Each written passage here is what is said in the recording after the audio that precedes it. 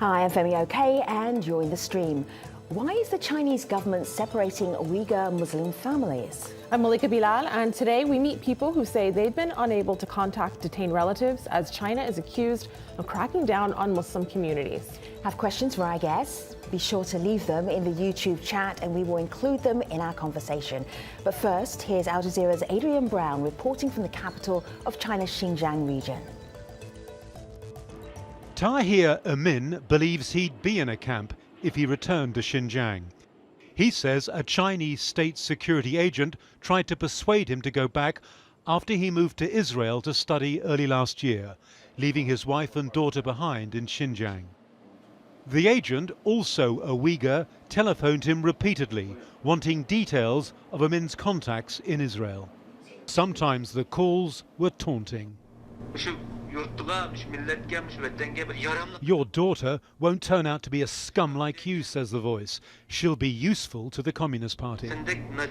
Before Amin left China, he lived here, Urumqi, the provincial capital of Xinjiang. He used to call his daughter all the time, but in February she told him, "Don't call me or my mother again." Her last words to her father were these: "You're a bad person." There are credible reports, according to the United Nations, that 1 million or more Uyghur Muslims are being held in what amounts to internment camps in China, and now increasingly their families are speaking out.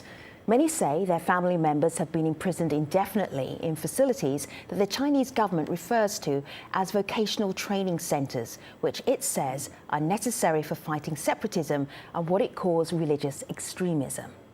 A Chinese government official recently warned people to be wary of, quote, gossip or rumor, unquote, suggesting mistreatment of Xinjiang's ethnic minorities. But U.S. lawmakers recently proposed legislation urging the Trump administration to curb what they say is China's continued abuse and surveillance of Uyghurs.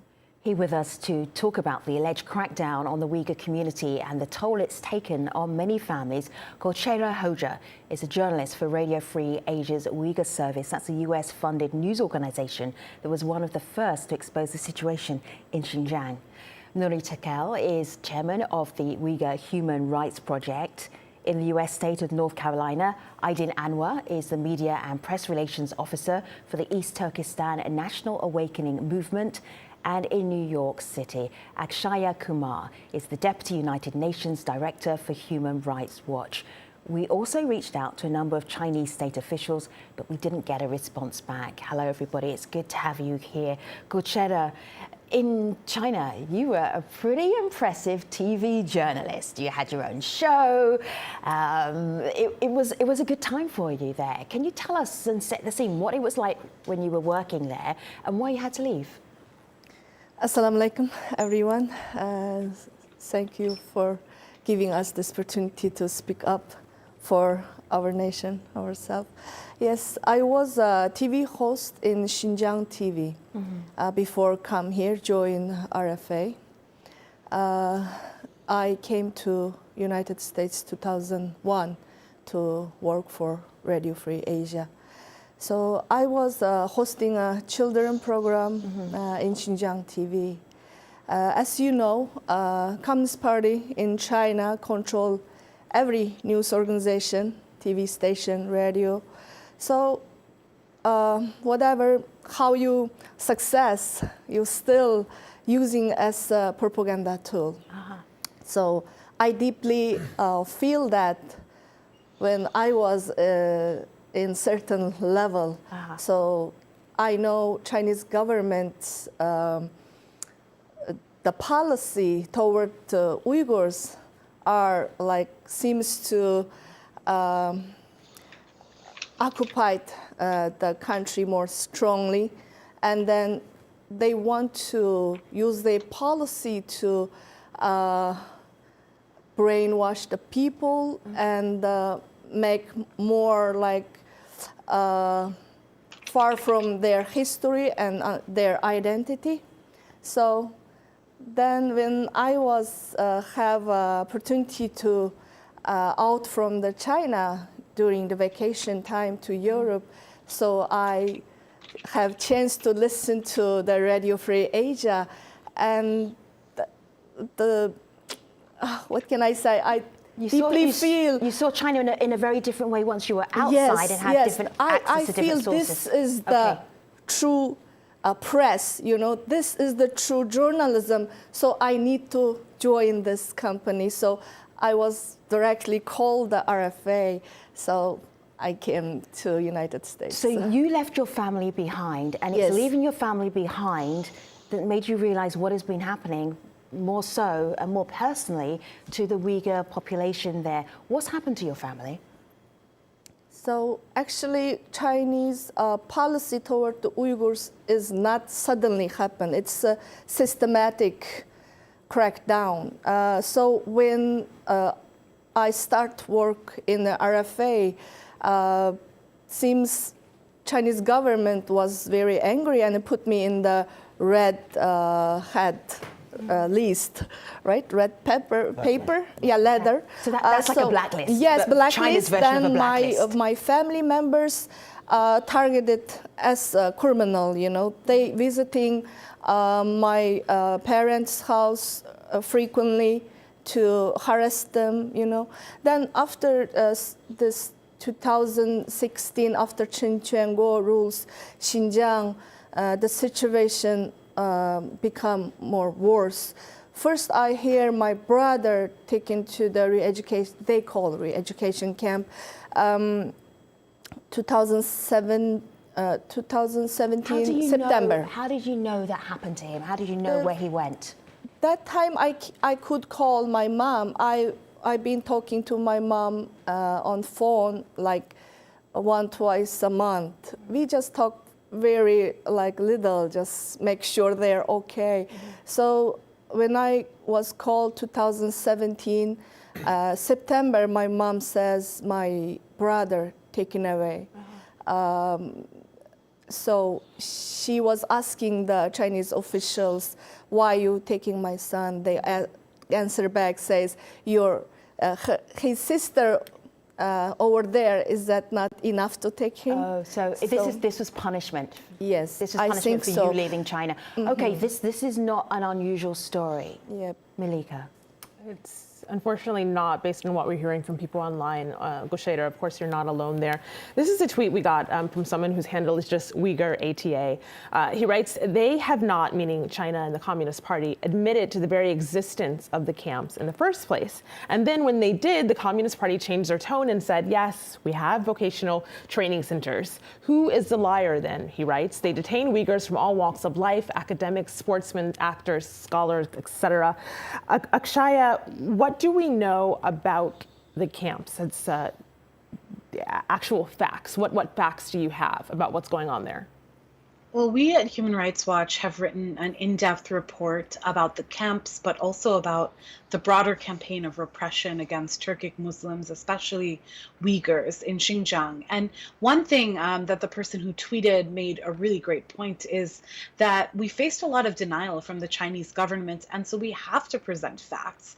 We've brought forward satellite images, we've dug through government procurement contracts to really just put together a paper trail that shows that we can really believe that almost 1 million people are being kept in camps without any process, often without even being charged for a crime, just on a suspicion.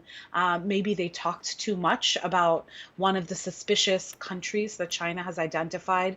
They have a list of 26. Maybe they prayed 5 times a day. Maybe they did something else to arouse suspicion. And then they were forced into living in a camp and being put through political re-education exercises, but also in some cases torture and mistreatment. It's deeply concerning. Nuri. Let's talk about what kind of government that we're dealing with. The Chinese government is famous and well known for conflating the facts and confusing the general public in addition to denying obvious facts. Even if they did not, let's say, if they didn't lock up more than 10% of the population, what they have done with a specific mindset, engaging in human engineering, in of itself is a crime against humanity. Human engineering? Yes. Explain more. Human engineering is taking place on multiple fronts.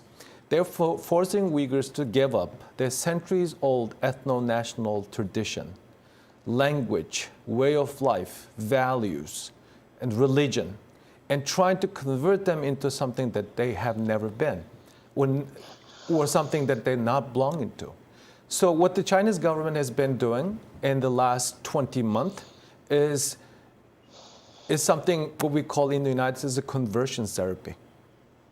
And in theory, it's a human engineering, and they have also used the technological means and ways to monitor who's are not being managed to get in the camps. The society has been turned into a totalitarian police state. And that if you're not careful, I mean, we have to highlight this very important fact.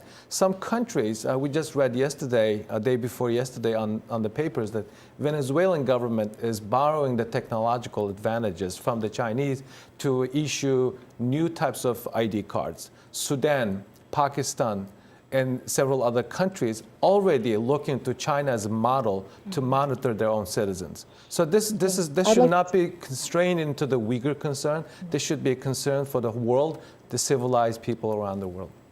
As you were talking there, I could see you nodding your head there, but I want to bring this in and I want to give it to you. This is the World Uyghur Congress who writes in, keeping in mind what Nuri just said, they say nearly every member of the Uyghur diaspora has a family member arbitrarily detained in the camps and has lost contact for more than a year. It's these people who've gone out of their way not to put loved ones at risk, but the Chinese government has indiscriminately locked them up anyway. So thinking of that story, this is just one of so many we've heard. We got a video comment from someone who says something very similar. This is Alfred, who's a student here in the US, and this is what he told the stream.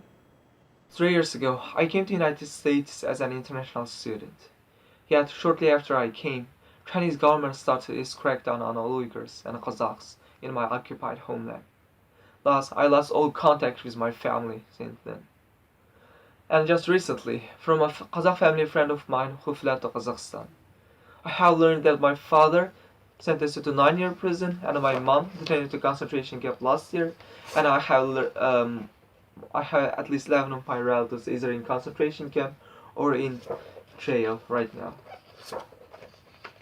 International community must stand up for these 21st century concentration camps and brutal ethnic cleansing in Uzbekistan and in Tibet. So Aydin, he says 21st century concentration camps. I know that you have relatives, hundreds of them actually, who have gone missing as well. Yes. So I have, from both my mom and dad's side combined, over 200 relatives who have disappeared and who we have had no contact with. And there's no way of contacting them and figuring out if they're alive or dead. And Alfred mentioned the word ethnic cleansing, and that's usually a term that a lot of people shy away from, saying that, ethnic cleansing comprises of certain things that we shouldn't make that big claim. But what people need to realize is that these camps are not just, an attack on cultural identity, or the policies that China is employing on the Uyghurs is not just a way to attack our culture and our language and our centuries-old traditions, but it's also a way to physically exterminate our people. And I think that's usually what's left out of this context is the fact that we're actually in occupied territory. Our territory is named East Turkestan, and China has renamed that as Xinjiang, which means new territory. And so we've lived with centuries of independence before, and it wasn't until 1912 that we had the first official Chinese invasion. And after that, we had 2 East Turkestan Islamic republics that were established shortly after, which were crushed by the Chinese forces. And in 1949, Communist China came to power, and since then we've been living under the occupation. And usually it's not framed as an occupation.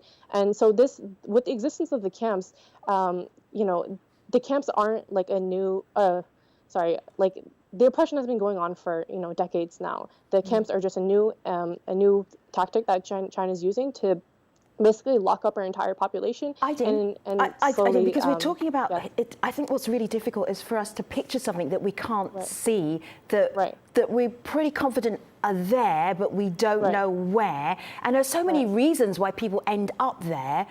And then so many rumors as well. I know that there's an uncle's brother of yours, and a horrific story.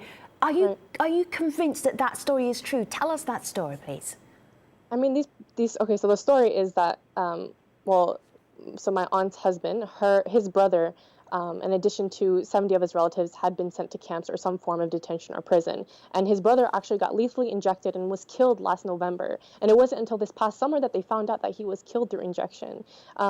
And so the question that goes to our mind is, and this is just one of countless stories, we've also heard from other, firsthand witnesses of people who lived in the camps, of people being like beaten to death. The fact that there's sterilization, there's, lethal injections, beatings, organ harvestation that is occurring in these camps, and that are clear methods of physical extermination that were actually used during the Holocaust. And so, we have like physical evidence of the existence of these camps just through satellite imagery, for example. And my uncle's story is one of countless examples. Jump in too, Femi, to say that I think that what we've seen with our research is that this is taking on entirely new techniques for repression. Turkil mentions using technology, and they're actually putting QR codes, the kind of things that we scan to download an app on people's houses, so that the Han Chinese government officials can come by and check who's in their house. They know where you are. Yeah, we talked about that recently. And the other thing that's really scary is that actually people are being sent to stay in homes with other Uyghurs. Maybe someone has been left to leave a political education camp.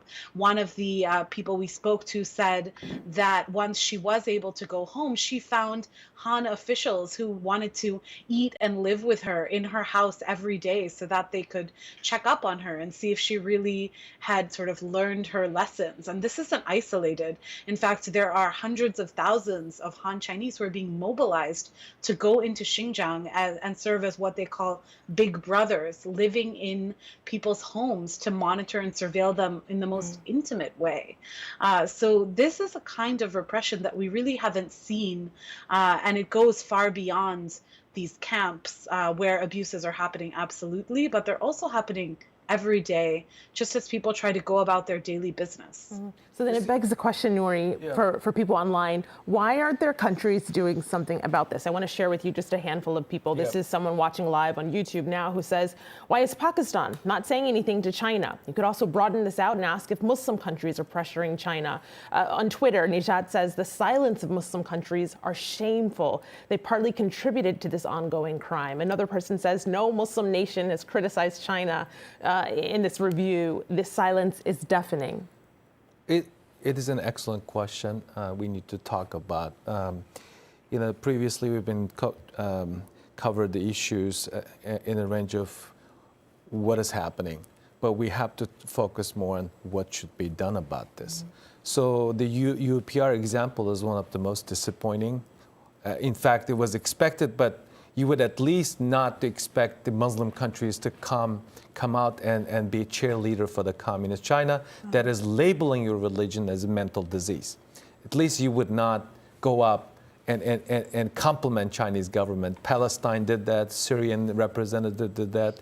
So the reason why the Chinese government has been so successful silencing these developing countries and Muslim countries is money, economic influence.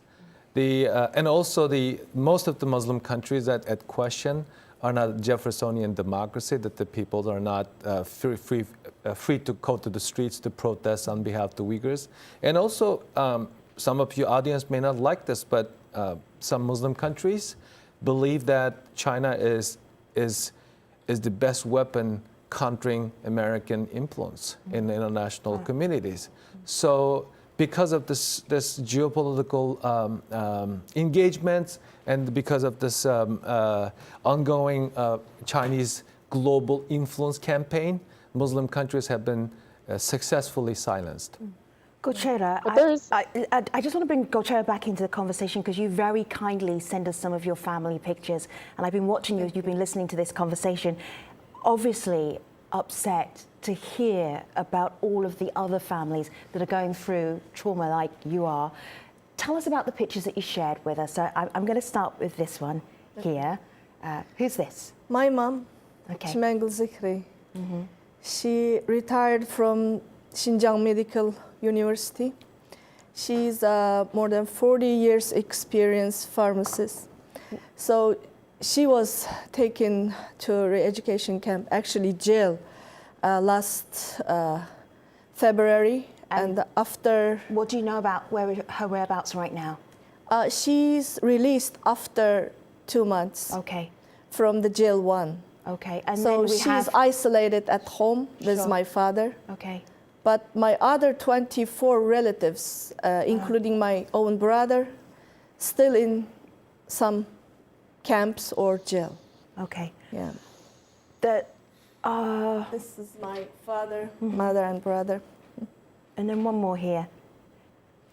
My cousins, father's side, some of them just got married when they arrested. Some of them have a baby under a year. Some of them successful young businessmen. Some of them just graduate the colleges. So it affected my father's side and mother's side, more than 20-something family. I'm sure as you're watching this, you're thinking, what has China got to say? Because the more that we talk about what's happening to the Uyghur communities and populations in China, the more international community is asking China about this. Have a listen to this China spokeswoman. She was talking on November the 15th at a Beijing news conference. We welcome well-intentioned attempts to understand the situation. Xinjiang is an open region, but we will firmly oppose ill-intentioned and biased attempts to interfere in affairs of our local governments or rashly criticize China over its internal affairs. Akshay, I'm just wondering, what do you do? What is possible? I mean, to me, two things jump out. One is we need to get independent, credible investigators into Xinjiang. And we really haven't had that. We haven't had the UN have the ability to go there and produce a comprehensive report from the region itself. We at Human Rights Watch had to do all of our research from outside of the country. And although we heard heartbreaking stories about kids waking up in the middle of the night, missing their parents, or families being separated, of torture, of deaths, we're doing all of this remotely. So people need access. That's the first thing. And then the second is that other countries need to stand up to China and say that this is unacceptable. You can't do something like this in the 21st century to millions of your citizens just with the flimsy excuse that you're fighting terrorism. There are ways that you can fight terrorism, and then there are ways to really just be repressing a people for who they are, how they look, or how they pray. And that's what's happening here. A huge opportunity is that the UN Security Council is actually going to China just over this weekend.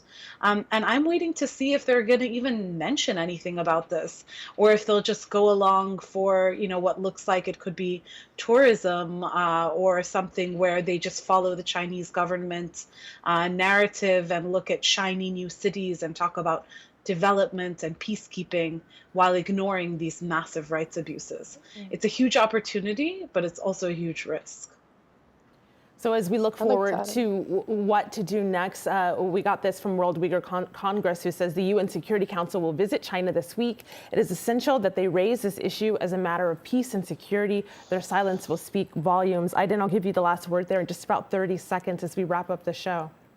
Yes, I'd just like to add that if governments are staying silent, then at least people can go onto the streets and mobilize and, you know, educate themselves, raise awareness, because the issue here is a lot of people don't know what's happening, and a lot of people aren't taking action. And you know, if people can flood the streets and rally and demonstrate for the occupied people of East Turkestan, then, you know, I think governments will start to, you know, wake up and realize that they should probably do something. But right now we just have signs from both levels, both from the ground and from the top. Like, people are staying silent, and also government. So, Sure. And also just to realize that, you know, this isn't an issue about religion or, you know, cracking down. Like, China is using this crackdown on so-called Islamic extremism as an excuse to wipe out the people of East Turkestan. All right, I hear you. It's amazing to think that we were even having this conversation in 2018. Thank you, guests, for sharing these personal insights and telling us what you know about the Uyghur population in China. You can also continue to track developments, of course, on AlJazeera.com. Malika and I will see you next time, always on the stream online. Take care.